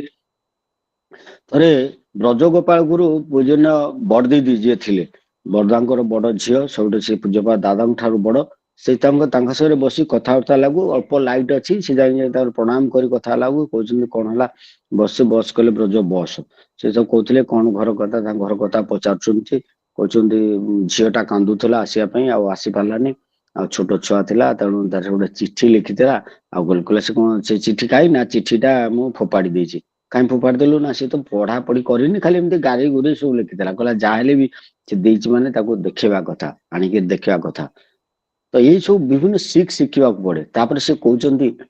ବାବାଙ୍କୁ କଣ ଜାଣିବ ଠାକୁର ତ ଥିଲେ ବାବାଙ୍କର ଅନ୍ତର୍ଯାମୀ କଥା କଣ ଜାଣିବ ସେ କହୁଛନ୍ତି ଥରେ ଯାଇଛି ବାବାଙ୍କ ଘରକୁ ଗଲାବେଳକୁ ବାବା ଜଣେ କର୍ମୀକୁ ଖୁବ ଜୋରରେ ଗାଳି ଦଉଛନ୍ତି ଏବଂ ଗାଳି ଦବା ଭିତରେ ସେ କହୁଛନ୍ତି ଯେ ତାକୁ ଗାଳି ଦେଇକିରି ସେ ଗାଳି ଦଉଛନ୍ତି ଏଇ ସମୟରେ ପୂଜନ ବଡଦିଦି ଯାଉଛନ୍ତି ତାଙ୍କ ପାଖରେ ବସିକିରି କହୁଛନ୍ତି ଆଜି ବାବାଙ୍କୁ ଷ୍ଟଡି କରିବି।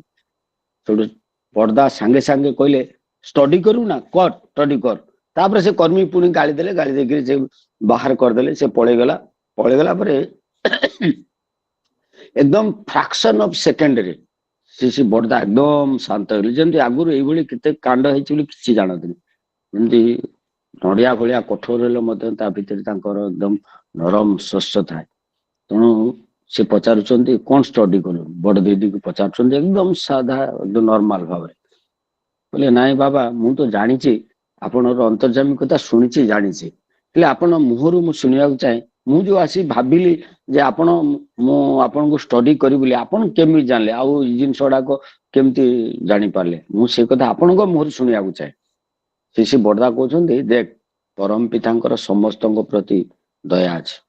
ଠାକୁରଙ୍କର ଦୟା ଅଛି ଆଉ ଠାକୁରଙ୍କର ମୋ ପ୍ରତି ବିଶେଷ ଦୟା ଅଛି ମୋ ସାମ୍ନାକୁ ଯିଏ ଆସେ ମୁଁ ତାର ପୁରା ସବୁ ପୂର୍ବ ଭବିଷ୍ୟତ ବର୍ତ୍ତମାନ ଭବିଷ୍ୟତ ସବୁ ଦେଖିପାରେ କମ୍ପ୍ୟୁଟର ସ୍କ୍ରିନରେ ଦେଖିଲା ବେଳେ। ତାହେଲେ ଆମେ ମାନେ ଚିନ୍ତା କରନ୍ତୁ ଆମେ ଯେତେ ଭାବୁ ଆମେ ଯୋଉ ସକାଳୁ ସନ୍ଧ୍ୟାବେଳେ ଯୋଉ ପ୍ରାର୍ଥନା କରୁ ଛାଡରେ ମନ କପଟ ଚାତୁରୀ ବଦନେ ବଲ ହରିଗିରି ଆମେ ଯୋଉ କପଟତା କରୁ ଆମେ ଭାବୁ ଠାକୁର ଆମକୁ କିଛି ଦେଖୁନାହାନ୍ତି ବଡଦା ଦେଖୁନାହାନ୍ତି ପୂଜ୍ୟପାଦ ଦାଦା ମାନେ ଆଚାର୍ଯ୍ୟ ଏବେ ସମସ୍ତେ ପୂଜ୍ୟପାଦ ଦାଦାଙ୍କର ସେଇଭଳି ଗୋଟେ କଥା ଥିଲା କହୁଛି କେତେ ତ କଥା ଅଛି ଗୋଟେ କଥା ତା ଭିତରେ କହୁଛି ଥରେ ଜଣେ ଇଞ୍ଜିନିୟର ଆସନ୍ତି ଗୋଟେ ଇଞ୍ଜିନିୟର ସିଏ ଆସନ୍ତି ଆଶ୍ରମକୁ ଆସନ୍ତି ସେତେବେଳେ କୌଣସି ଉତ୍ସବ ନଥିଲା ସେ ତାର ପ୍ରଣାମ ହେରିକା ଦେଇକିରି ଦାଦାଙ୍କ ପାଖରେ ବସିଛନ୍ତି କଥାବାର୍ତ୍ତା ହଉଛନ୍ତି ଦାଦା ଏମିତି ପୁଅକୁ କହିଲେ ଦେଖ ଆସାମରେ ତମର ଏବେ ସତ୍ସଙ୍ଗ ହଉଛି ଆଉ ସେ ସତ୍ସଙ୍ଗରେ ଇଏ ଏଠି ବସି ସିଏ ସେଇଠି ବସି ସିଏ ସେଇଠି ବସି ମାନେ ଯେମିତି ପ୍ରତ୍ୟକ୍ଷ ଭାବରେ ଯେମିତି ଡାଇରେକ୍ଟ ଟେଲିକାଷ୍ଟ ହୁଏ ସେଇ ଜିନିଷଟା ପ୍ରତ୍ୟକ୍ଷ ଭାବରେ ଦାଦା କହି ଚାଲିଛନ୍ତି ଏବଂ ଏଇ ଲୋକ ଭଜନ କଲା ଏଇ ଲୋକ ଏମିତି ଯାଜନ କଲା ଯାଜନ କରୁ କରୁ ବହୁତ ସମୟ ନେଇଗଲା ଆଉ ନେଲା ଭିତରେ ଯିଏ ଥିଲେ ପରିଚାଳନା ତାଙ୍କ ପାଇଁ ଆଉ ସମୟ ରଖେନି ସେ ଭିତରେ ସେ ବହୁତ ବିରକ୍ତ ହେଲେ ଏଇସବୁ ଜିନିଷଟା ଛାଡିଦେଲେ ଏଇସବୁ ଜିନିଷଟା ସବୁ ଜିନିଷଟା ଟିକନିକ କହିଲେ। ସେତେବେଳେ ମୋବାଇଲ ନଥିଲା କି ଫୋନ ଏତେ ବି ନଥିଲା ସେ ଯାଇକିରି ଗଲେ ସେଠି ପଚରା ପଚରି କଲେ କୋଉଠୁ ସିଏ କହିଲେ ଦାଦା ଏମିତି କହିଛନ୍ତି ବୋଲି ତ ସିଏ ସେଠି ପଚାରିଲେ ନା ହଁ ଏଇ ଜିନିଷଟା ଏମିତି ଥିଲା ସତ୍ସଙ୍ଗ ଥିଲା ହଁ ଏଇ ଜିନିଷଟା ଏକ୍ଜାକ୍ଟ ଯାହା କହିଥିଲେ ସେଇ ଜିନିଷଟା ସେ ପୁରା ମିଳେଇ ଦେଖେଇଲେ। ତେଣୁ ଆମେ ମାନେ ତାଙ୍କ ପାଖରେ ଯାଉଛୁ ମାନେ ଏକଦମ ସମ୍ଭ୍ରମ ଆମର ସେଠି ଲୁଚେଇବାର କିଛି ନାହିଁ ସେ ଆମକୁ ଜାଣନ୍ତି ତେଣୁ ସେଠି ଲୁଚେଇକିରି ଆମେ ନିଜକୁ ନିଜେ ଆହୁରି ପାପ ମୁକ୍ତ ପାପ ଭାରି ହେବା ତେଣୁ କପଟ କୌଣସି ଭାବେ କରିବା ନାହିଁ ସେ ଯାହା କହିଛନ୍ତି କମ ସେ କମ ତାଙ୍କରି କଥାଟା ମିନିମମ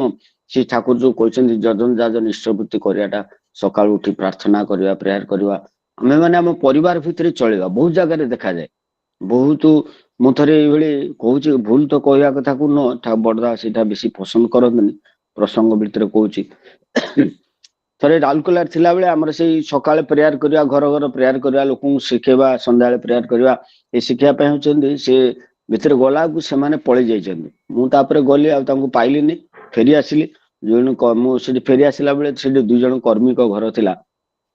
घर भितर बस प्रेयर करने को चेष्टा कर आसिली देखला प्रेयर टाइम हो जाए प्रेयर करुच्ची से भितर कथा कहते बुलुचंदी घर भितर बुलुचंदी 2 जन कर्मी भितर देखिए घर भितर ये प्रेयर टाइम रे होना से अन्न घरे प्रेयर करने बोले अरे तुम तो निजे जाऊच तुम घरटा आने फांका पड़ जाऊँ तेणु आम घरटा को देखा पड़ो सजाड़ा पड़ो आगे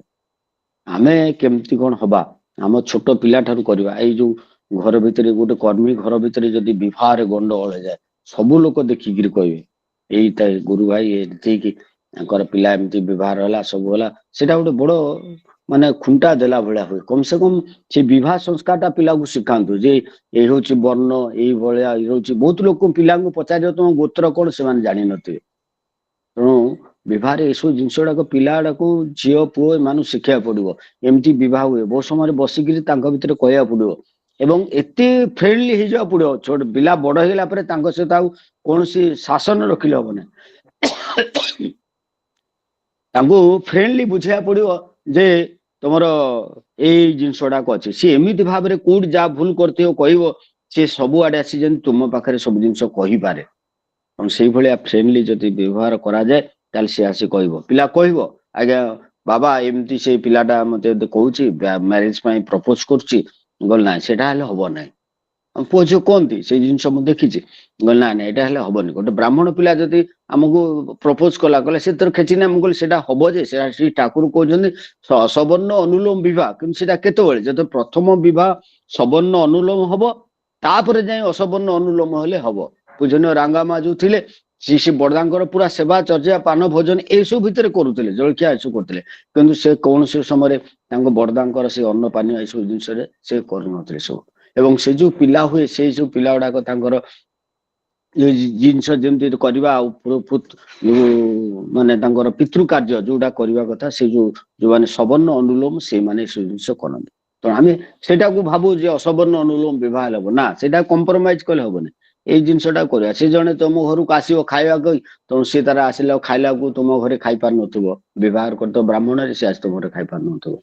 कि तुम्हें घर जाऊ सी तुम खाइले तुम्हें खाइल तुम अंटा पंटा से उठाऊ तेणु ये सब जिनस विभिन्न प्रकार गंडगोल से भितर सृष्टि हुए तेणु ये सब जिनस आम देखिए आम घरटा को ठीक करा पड़ो आ ठाकुर तो सब दयाम सब देखी ये जो भाई कहते देह असुस्थ कथा दयानिधि भाई कथा से माँ आसी जो सेवा जत्न सब कर मुंडे हाथ बुले देले माने से सब माने सब प्रकार रोग उपशम हो थे गोटे बुढ़ी माँ से स्वप्न से कहते गोटे विंध्याचल गोटे बुढ़ी माँ तार से अंधुणी बुढ़ी तार बहुत संपत्ति किंतु अच्छी ता भितर से बुढ़ी को स्वप्न ठाकुर कहते तो कहते ठाकुर मो संपत्ति गुड़ा तुमको दान करदेवी कहला तुम तो बुढ़ी हेलणी तेणु संपत्ति गुड़ा रखी कौन कर तुम्हें सब जो गरीब गुड़ाक गरीब गुरुबा अच्छा पाखे सब दान कर दियो से निर्धन जो मैंने दान कर दियो से कथा शुणी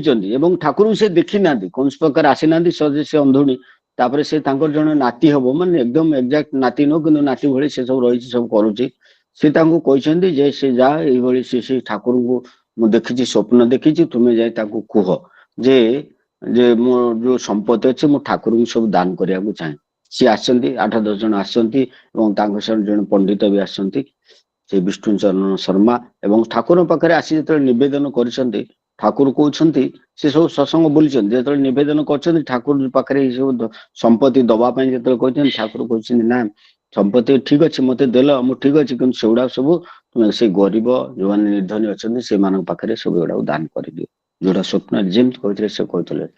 से नाती कहते मुझे ठाकुर पाखे कही नी कि आपण मान पाखे कही नी कि ठाकुर स्वप्न जिनसा कहते तो ये हूँ कथा स्वप्न केते लोक सब दीक्षा दबा कहवा निर्देश दबा ये जिनसटा बहुत जगह आम सब शुणी सब कर ठाकुर पाखे जड़े आम सब ठाकुर को ठाकुर बहुत समय टंका मागती बहुत गुरु भाई मत कहते आम जो कलेक्शन जाऊ विभिन्न समय जाऊ मंदिर पंदिर सब भितर देखी आम जो पुरी ठाकुर बाड़ी मंदिर होता भुवनेश्वर मंदिर होता एम सब जाऊे सब सत्संग जो बड़दा रोते आम बारंबार कलेक्शन जाऊलु से गुरु भाई मान विभिन्न प्रकार मंतव्य बड़दा कहीं आम ये आम कौ बेस लोक अच्छु आम के पारू सब के दौथु प्रति मसरे दौथु ये सब थिला से गुरु भाई एत नथिले एवं से बड़दा रहा भितर विभिन्न आड़ कलेक्शन होती विभिन्न लोक सत्संग से आहरी उज्जीवित हो चलती सब प्रकार है तो किंतु एबी जदि ठाकुर गुरु परिवार आसती से जना पड़ुनि से सत्संग बिहार सी तार सब बुझी दौर सब करदे सबुआडे बुलिया पड़ूना तो सेतबेले ये जो विष्णु माने जने शर्मा थे यज्ञेश्वर शर्मा थे से ठाकुर पाखे रहती सब करती ठाकुर ठाकुर के मागी ना कही ना थोड़े सी कौन कर टंका आनिक ठाकुर बिछना तले पूरी देते ये ठाकुर रखिए करेंगे दवापाई ठाकुर बसला अस्वस्ति पाऊ कहला सब खोजाखोजी कला भितर टंका बाहर कहले टंका किए रखी किए रखी छोड़ यज्ञेश्वर मुझे रखी तू कहीं टंका रखी ना मु आज्ञा आप मत कहना मुझे केत दवापाई सुजोग पाऊनी तेणु मुझे रखीदेली मुझे आप पाइले आपण पाखे लोक नहीं खर्च करेंगे कि आप खर्च लगे कहला देख ठाकुर कहते देख मु कार नवापाई कार मंगल जार न थाए कार जाठार नवापाई तार मंगल पाई मु निए ताठारू निए तेणु मुझे क्या मागे ना किंतु तार मंगल पाई मुझे मागे आपन चिंता करूँ आम मैंने से आचार्य देव जो कहते आमर सबू ग्रह दशा खंडन इष्टवृत्ति ठाकुर प्रचलन करी भीतर देकर आमर सब प्रकार ग्रह दशा खंडन कर सेटा हूँ सबुठ बड़ ये से जो कहते माँ को कहते जो गुरु शशिभूषण मित्र को कहते से कथा से जो कहले इष्टबुद्धि प्रथम प्रचलन है कहले यहाँ न कले भल हम कहले कौन सी इष्टबुद्धि छाड़ी आउ कौन सी जिनस मुझे देखुना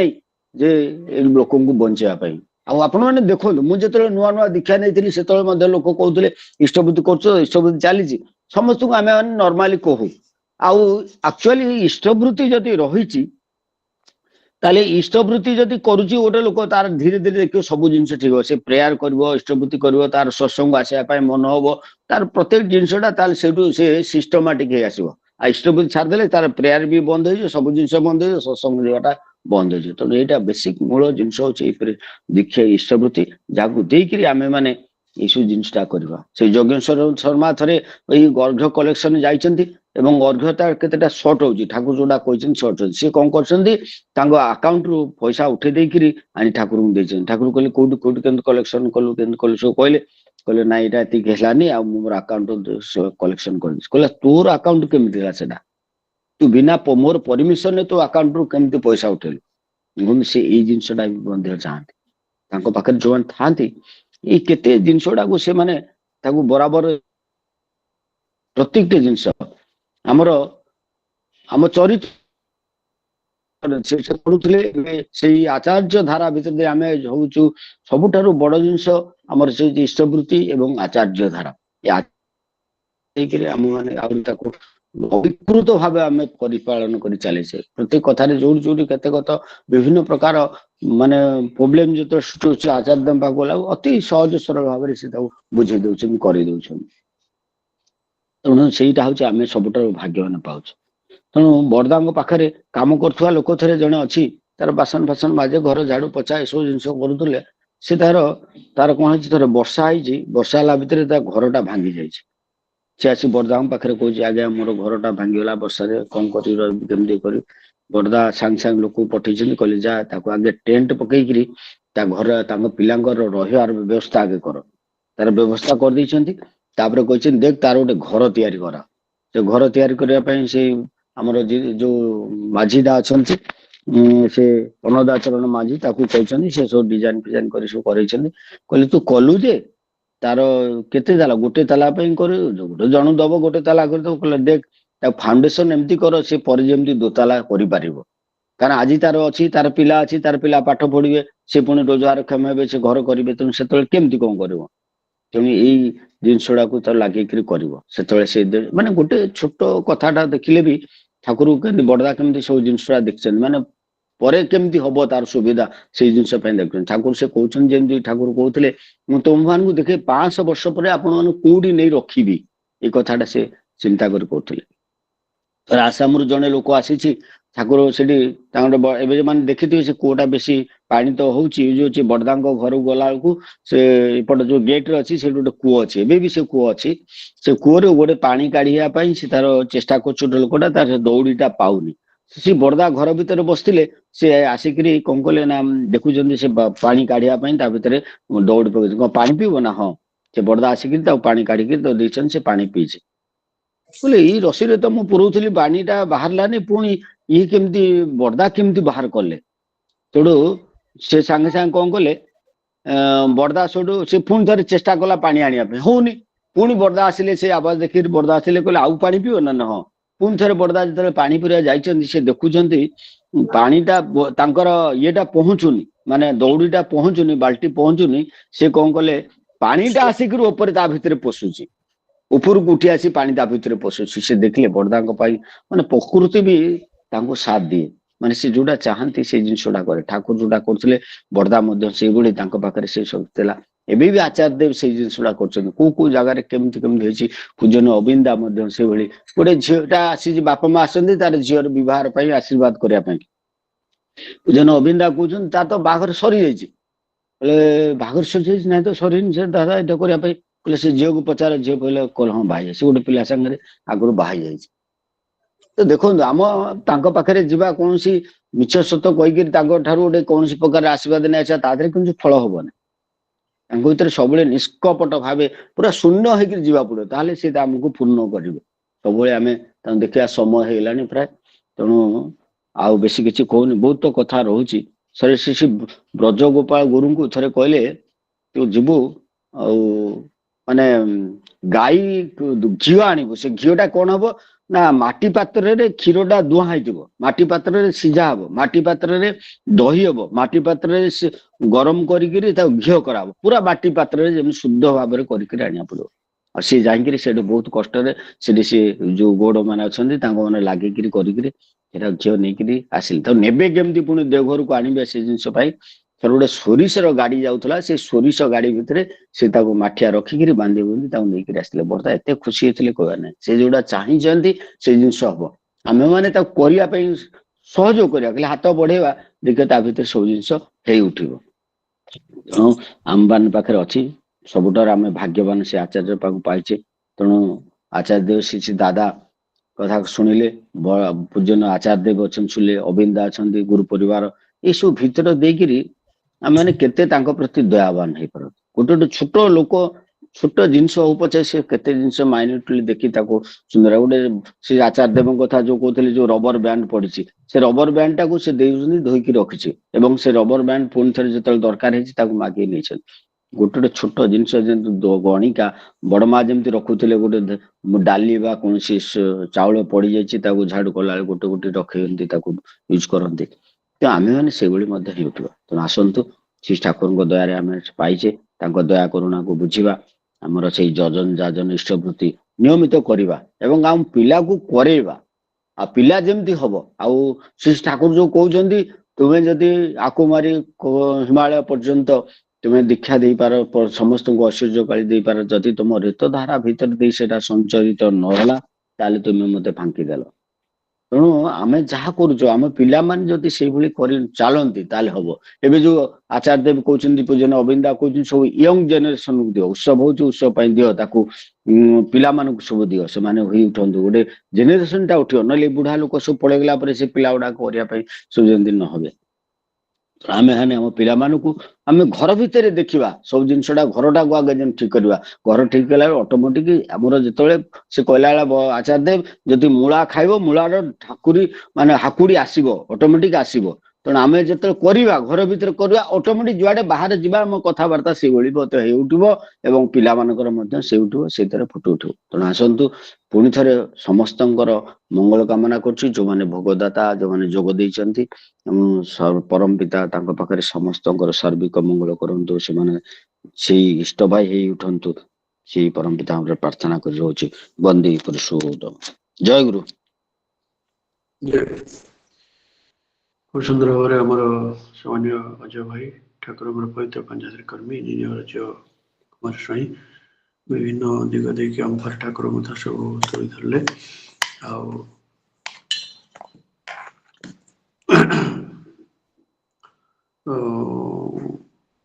ଠାକୁର ସର୍ବ ଯିବେ ଯୋଉ ଦୟା ଏ କଥାଟା ଠାକୁରଙ୍କ ଜୀବନରେ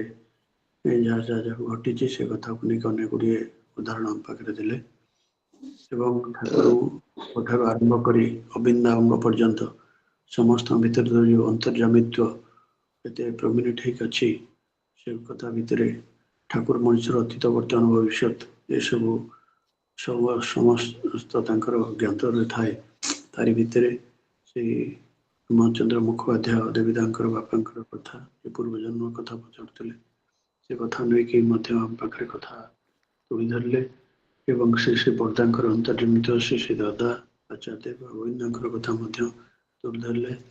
ଏବଂ ଶ୍ରୀ ଦାଦା ଯିଏ ଏଇ ଯୋଉ କାକୁଡ଼ାଗାଛି ସତ୍ସଙ୍ଗ ଠାକୁର ବାଡ଼ିରେ ଥିଲେ ଶ୍ରୀ ବର୍ଦ୍ଧାଙ୍କର ଆଖି ଅପରେସନ ହେଇଥିଲା ସେତେବେଳେ ବର୍ଦ୍ଧାଙ୍କ ପାଖକୁ କାହାକୁ ଛଡ଼ା ହେଉନଥିଲା ଆସାମରୁ ଦୁବେଶ ଦାସ ଥିଲେ ଏବଂ ସେଠି ଶ୍ରୀ ଦାଦା ତାଙ୍କୁ କହିଥିଲେ ଯେ ବିହାର ଏ ଯୋଉ ଆସାମର ଶାନ୍ତିପୁରୀ ଗୁଆହାଟୀର ଶାନ୍ତିପୁରରେ ଗୋଟେ ସତ୍ସଙ୍ଗ ହେଲା ଆଉ ସେ ସତ୍ସଙ୍ଗରେ ଗ୍ରୀନ ତାମ୍ବୁଲି ଭାଇ ସେ ଏକା 55 ମିନିଟ୍ ଧରିକି ଆଲୋଚନା କଲେ ଆଉ ପରବର୍ତ୍ତୀ ବକ୍ତା ଯିଏ ମହନ୍ତଦା ତାଙ୍କୁ ମାତ୍ର 5 ମିନିଟ୍ ସମୟ ମିଳିଲା ସେଥିପାଇଁ ସେ ଖୁବ୍ କପା ହେଲେ ଏବଂ ଉଭୟଙ୍କ ଭିତରେ ଅନେକ ସବୁ ବଚସା ହେଲା ଏ କଥା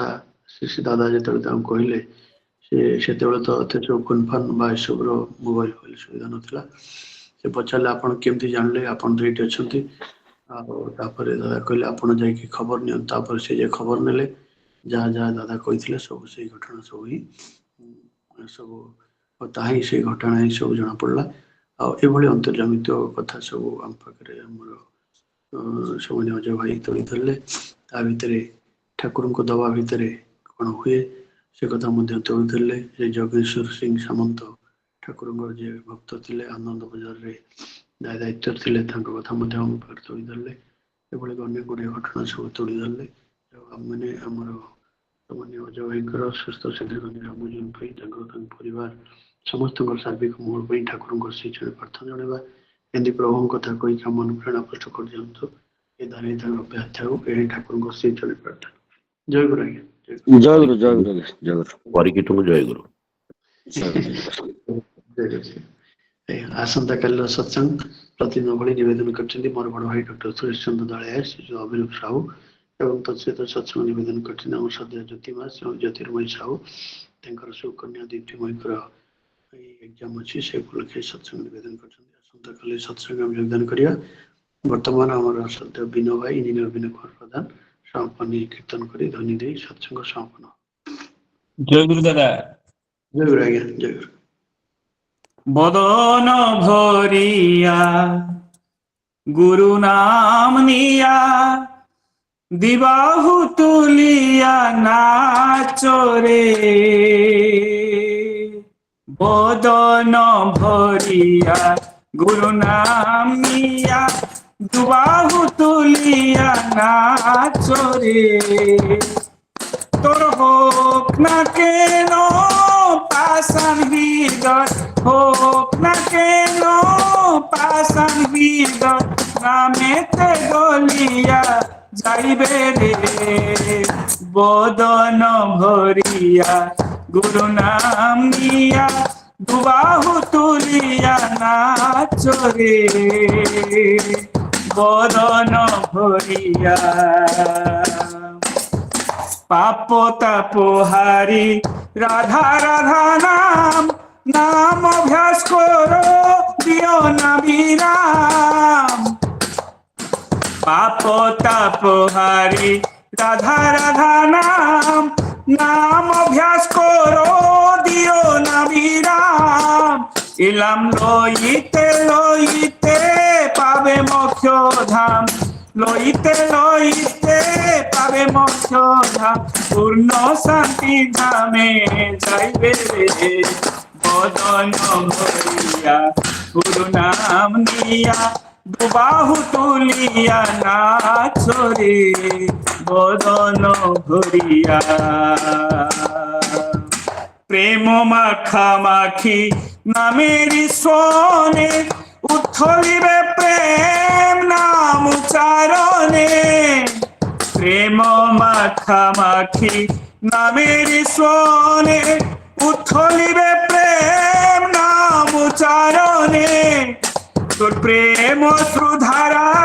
বহিবে নয়ন, প্রেম শ্রুধারা বহিবে নয়ন, হৃদয় পুলকিত হইবে রে, বদন ভরিয়া গুরু নাম নিয়া, দুবাহু তুলিয়া নাচ রে, বদন ভরিয়া। সৎসঙ্গ প্রেম কর অন্বেষণ, রাধা রাধা রাধা বলো অনুক্ষণ, সৎসঙ্গ প্রেম কর অন্বেষণ, রাধা রাধা রাধা বলো অনুক্ষণ, জয় জয় গোপাল গোবিন্দ অনুকূল চন্দ্র, পুরুষ উত্তম বল হে, বদন ভরিয়া গুরু নাম নিয়া, দুবাহু তুলিয়া নাচ রে, হোক না কেন পাষাণ হৃদয়, হোক না কেন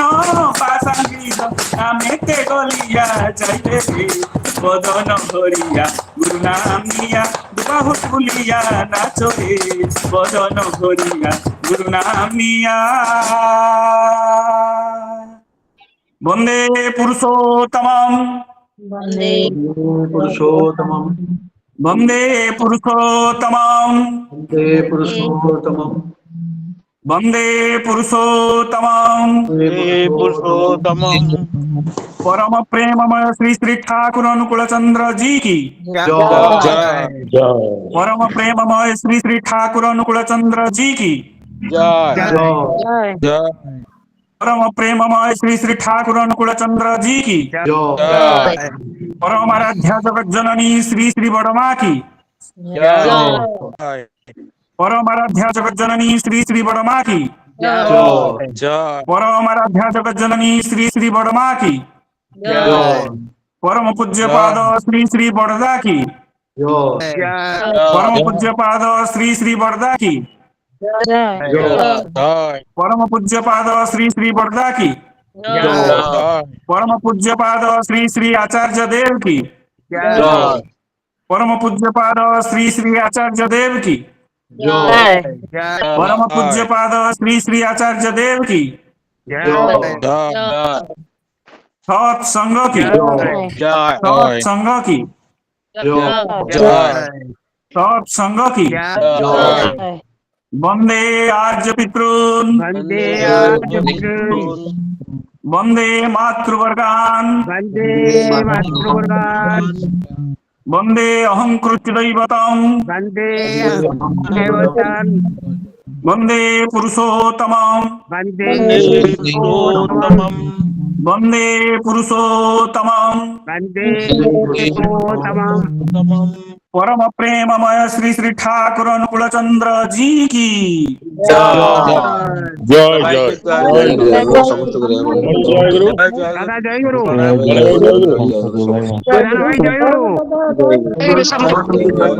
जय गुरु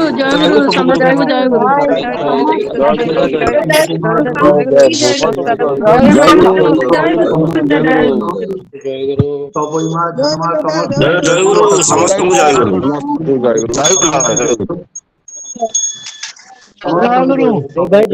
जय गुरुदेव भाई समस्त गुरु भाई मां समस्त जय गुरु भाई जय गुरु, भाई जय गुरु, प्रभाकर भाई जय गुरु, माधर भाई जय गुरु, गुरुधर भाई जय गुरु, और पंकज भाई जय गुरु,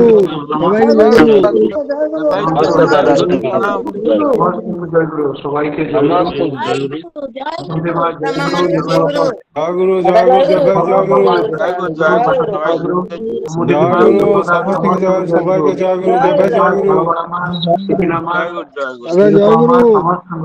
सबाई के जय गुरु, जय गुरु समस्त जय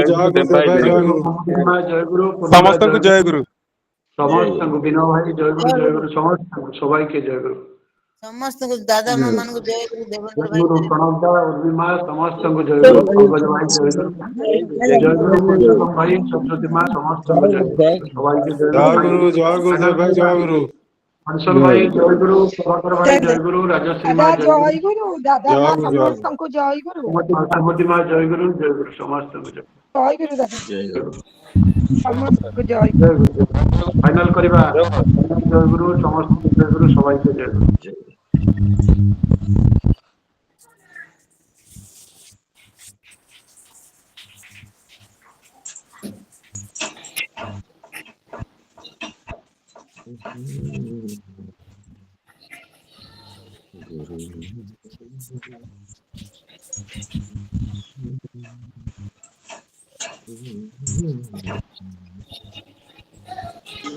জয় গুরু ভাই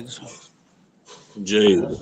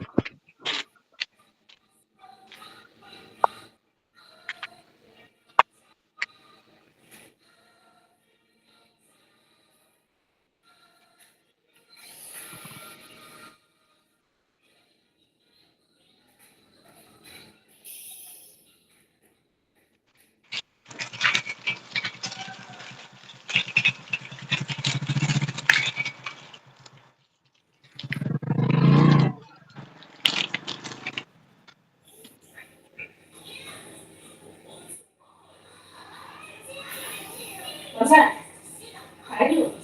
I do.